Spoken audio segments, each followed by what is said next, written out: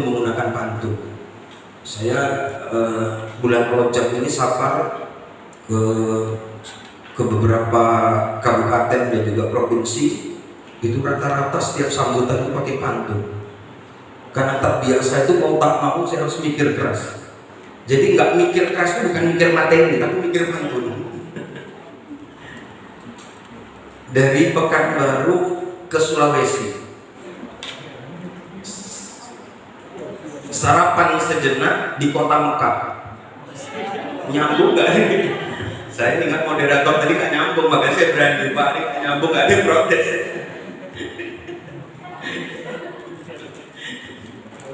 Kalau jauh kan bisa sarapan.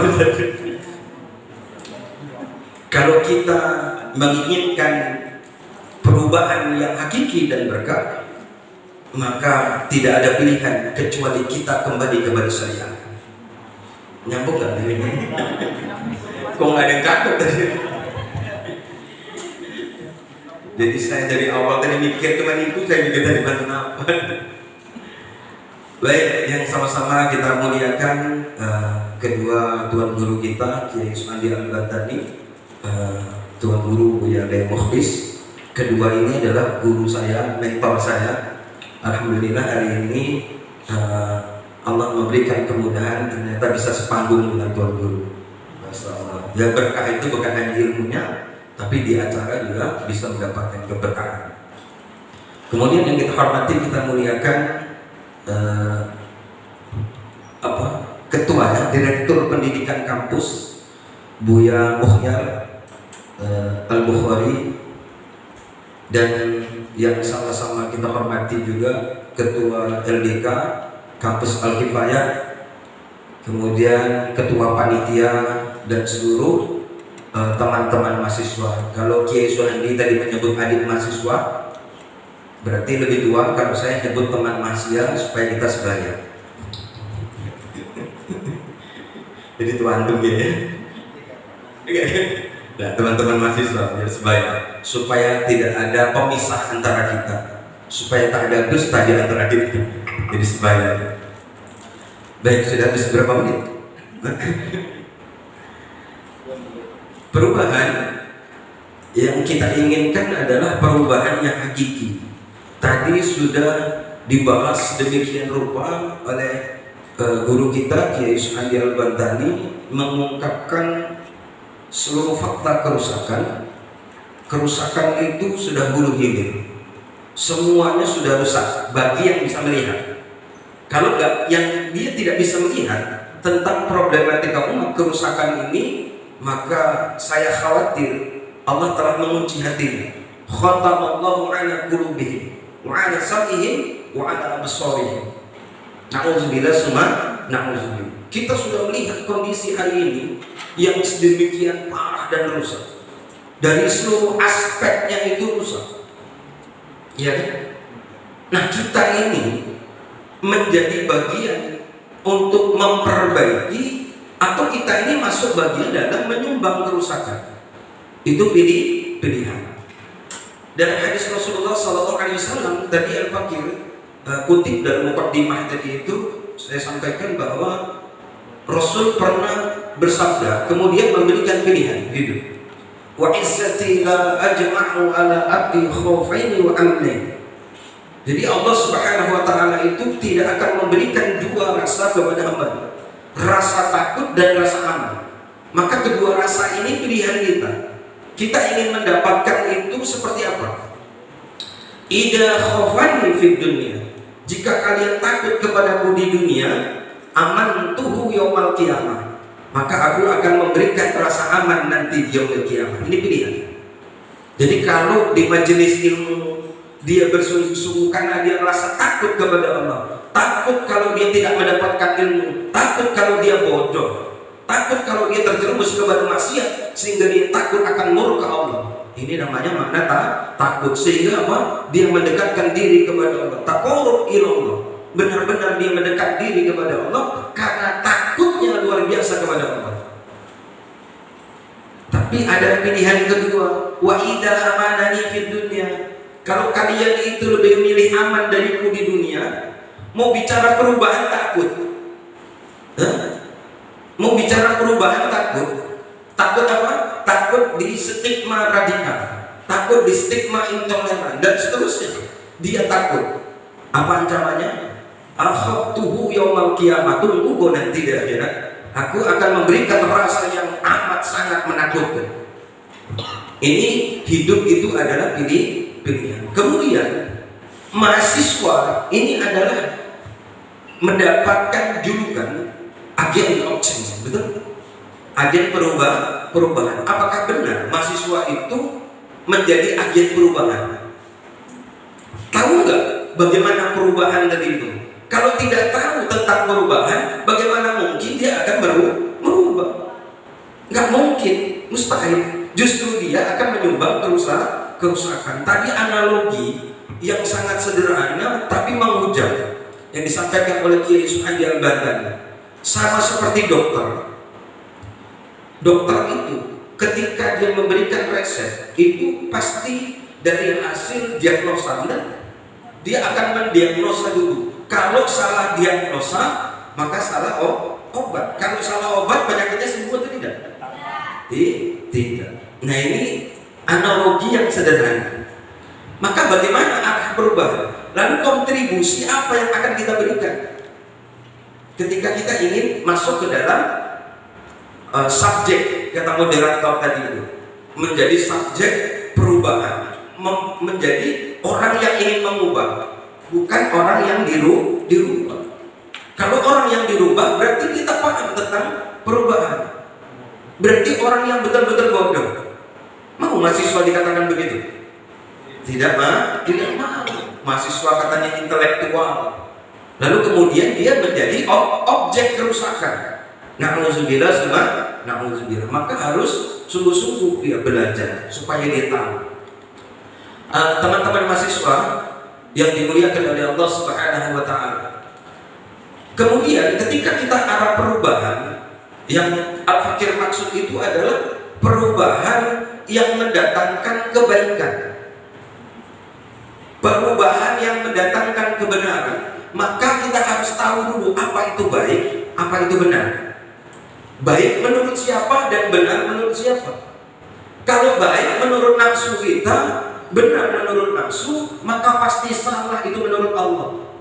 Maka kita harus mengambil kesimpulan itu apa yang diinginkan oleh Allah. Baik itu harus menurut Allah, benar itu harus menurut Allah. Lalu bagaimana yang dimaksud baik dan benar menurut Allah? Apa sumbernya? Dari mana kita gali? Dari Al-Quran. Kemudian dari mana lagi?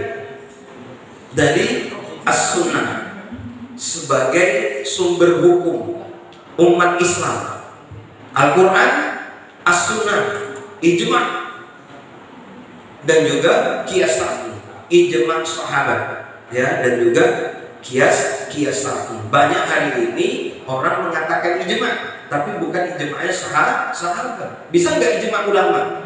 Berarti dia tidak masuk benar menurut Islam, gitu. Kemudian juga qiyas juga harus qiyas syar'i. Kalau tidak syar'i qiyasnya, maka dia batil. Nah, ini penting kita dudukkan kebenaran, penting kita dudukkan kebaikan terlebih dahulu sebelum kita membahas tentang sumber untuk perbaikan dari itu. Kalau kita meyakini bahwa Al-Quran itu adalah sumber dari kebenaran, saya ingin mengutip satu firman Allah, kemudian kita muhasabah. Siapa yang hafal? Di dalam surat Al-Anfal ayat kedua. Apa bunyinya? Jangan ustaznya. Masih semuanya. الذين آمنوا إنما المؤمنون الذين إذا ذكروا وجلت قلوبهم وإذا تليت عليهم آيات زادتهم إيمانا وعلى ربهم فليتوكلون. Jangan cepat-cepat.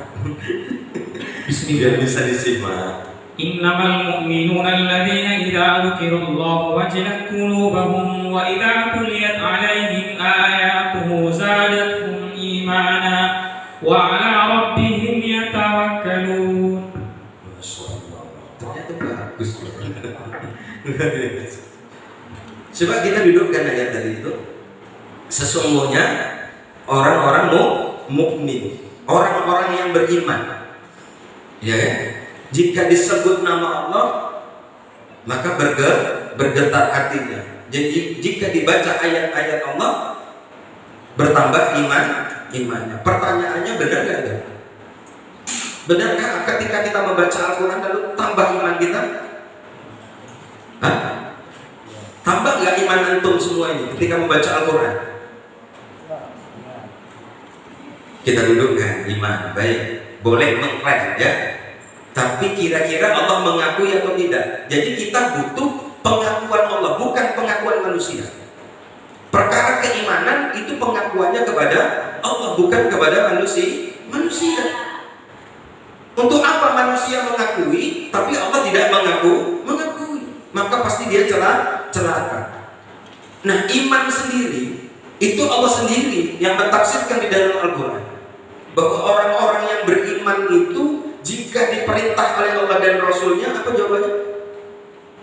Sami'na wa ata'na. Pertanyaannya, apakah benar ketika antum membaca Al-Quran, kemudian di dalamnya terdapat perintah, kemudian antum laksanakan? Berarti belum duduk iman.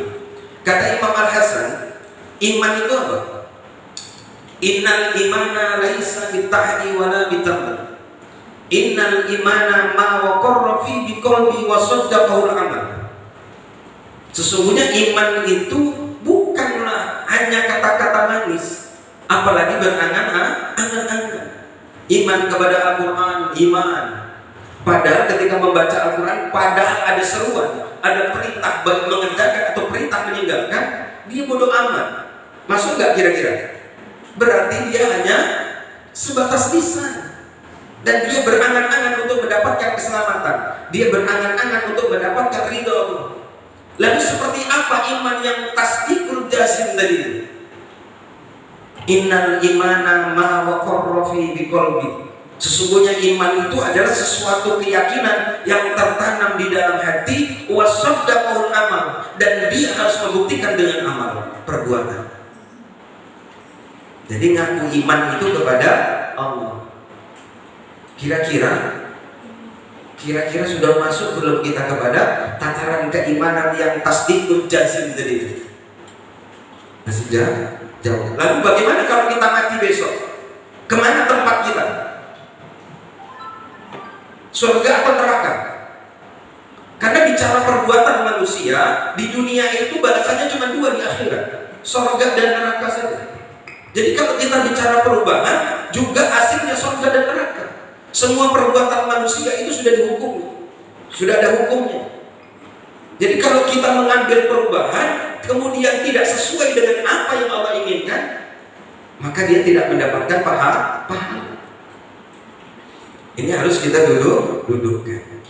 Maka di dalam surat Al-A'raf ayat ke-96 ini tentang perubahan, pilihan dari Allah.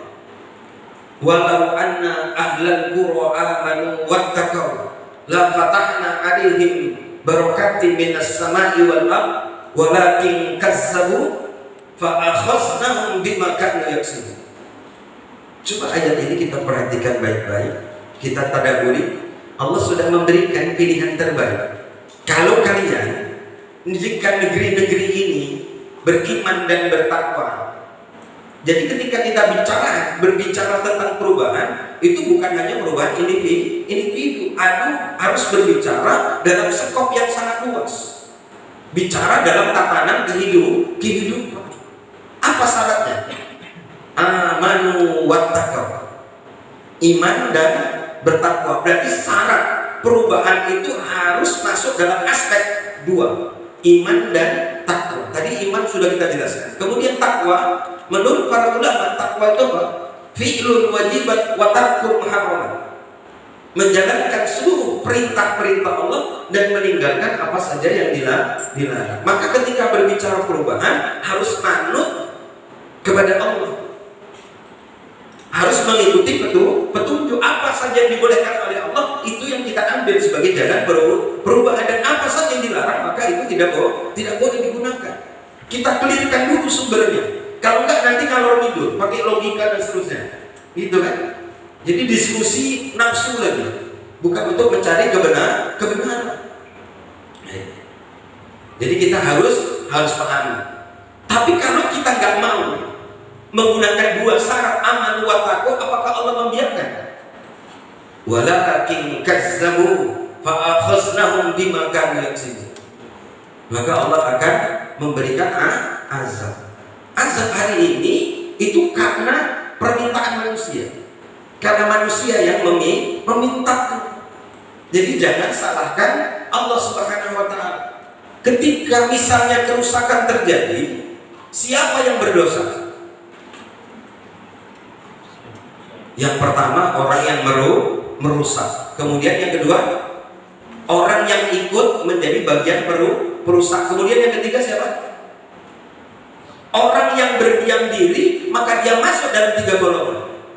Berarti kita nggak punya pilihan, kecuali kita ini harus jadi subjek, jangan jadi objek. Kalau jadi objek, na'udzubillah semua, na'udzubillah, di mana pahala kita nanti? Ya kan? Wah, kami ini kan masih muda Ustaz, kami masih butuh senang-senang, betul? Biasanya begitu kan? Nanti saja kalau sudah tua baru kami ikut berjuang, benar? Emang ada yang menjamin umur kita ini sampai tua? Apakah ada yang menjamin kalau tua kemudian kita langsung ikut berjuang, langsung terbentuk keimanan ketakwaan kita? Tidak. Mumpung masih muda, ingatan masih kuat, fisik masih kuat, maka gunakan. Kata ketua LDK tadi itu luar biasa motonya, intan Rasulullah yang disuruhku. Gunakan untuk menolong agama Allah.